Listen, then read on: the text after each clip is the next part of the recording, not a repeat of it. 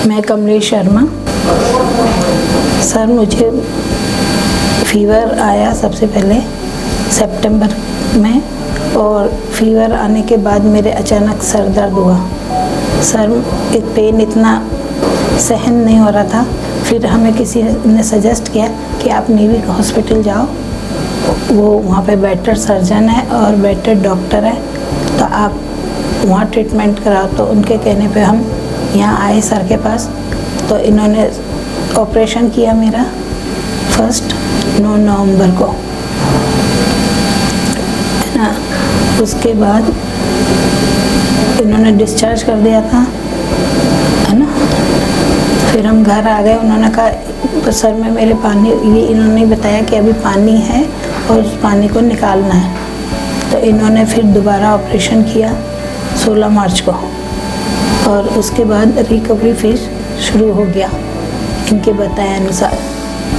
धीरे धीरे फिर मैं अपने आप खाना खाने लगी, अपना आप उठ के वॉशरूम तक जाने लगी। धीरे धीरे 10-15 दिन वॉकर से चली, और उसके बाद बिना वॉकर के चलना शुरू किया तो थोड़े 10-20 कदम उठने लग गए।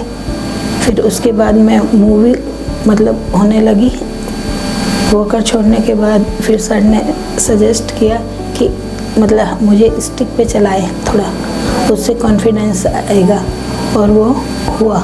हमने उस चीज़ को फॉलो किया, सर की बात को, स्टिक से चलने की कोशिश की। 2-4 दिन स्टिक से चले, फिर अब स्टिक भी छूट गई। अब बिना स्टिक के मैं चल पाती हूँ।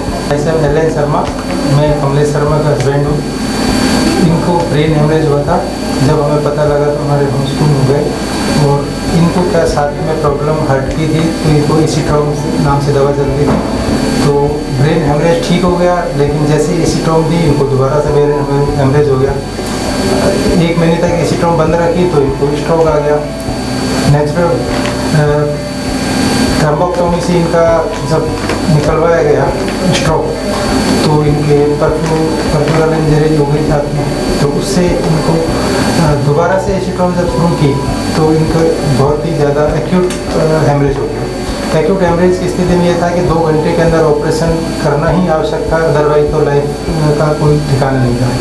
फिर हमें किसी ने बताया कि नेवी हॉस्पिटल में डॉक्टर सोमदेव बंसल है, वो ही इसको ठीक कर सकते हैं। तो इनसे हमारी बात हुई, सर ने कहा मैं 2 घंटे में ऑपरेशन कर दूंगा। इन्होंने इनका ऑपरेशन किया। ऑपरेशन करने के बाद ऐसे केसेज में ऐसा अनुमान है कि 1% ही लाइफ सेविंग का चांस रहता है, लेकिन इन्होंने चांस लिया और किया। करने के बाद इनको 72 घंटे बाद होश आया।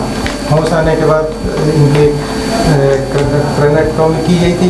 क्रेनेक्टोमी से फिर इनकी हड्डी को इन्होंने ही अपने हॉस्पिटल में ऑटोक्लेव मशीन में रखा। फिर 4 महीने बाद इनका फिर से क्रेनोप्लास्टी की। क्रेनोप्लास्टी के बाद इनके बहुत अच्छा इम्प्रूवमेंट आया, और डॉक्टर साहब की बदौलत ही आज ये जिंदा हैं और आज ये चल पा रही हैं। आई थिंक इस तरह के केसेज में यदि नेवी हॉस्पिटल की सर्विसेज नहीं होती तो मैं आज अपनी पत्नी को खो देता, क्योंकि इनको आज एसीट्रोम भी चल रही है, हार्ट की दवा, क्योंकि इन्होंने उस जो नर्व से ब्लड निकल रहा था उस नर्व को बंद कर दिया। इस कारण से आज ये सर्वाइव कर पा रहे हैं। अदरवाइज हमारे सामने इनको जिंदा रखने की बहुत बड़ा चैलेंज आ गया था, क्योंकि हेमरेज को बंद करते तो स्ट्रोक आने की संभावना थी, और स्ट्रोक को ठीक करने पर हेमरेज होने की संभावना थी, क्योंकि जैसे ही एसीट्रोम देते हेमरेज हो जाता था। अब आज की डेट में ये एसीट्रोम भी ले रही हैं और इनका हेमरेज भी ठीक है, और ये आज सर्वाइव कर पा रही हैं। आज मैं बहुत धैर्य से डॉक्टर सोमदेव बंसल का आभारी हूँ इसके लिए।